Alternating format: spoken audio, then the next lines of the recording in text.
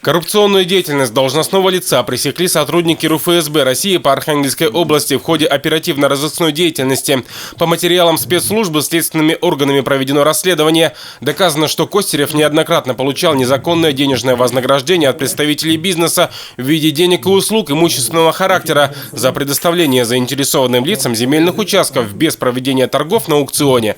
Их выкуп по цене, равной 15% от кадастровой стоимости, а также за беспрепятственную выдачу документов, предусмотренных градостроительным кодексом. Осужденный злоупотребил должностными полномочиями, а также неоднократно получал незаконное денежное вознаграждение от представителей бизнеса за общее покровительство предпринимательской деятельности в строительной сфере на территории города Котласа.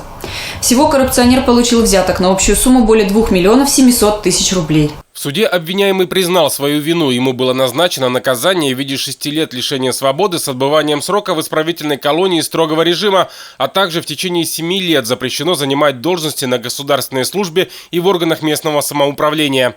Кроме того, в доход государства конфискован земельный участок, полученный осужденным в качестве взятки, и денежная сумма в размере 1 миллион 175 тысяч рублей.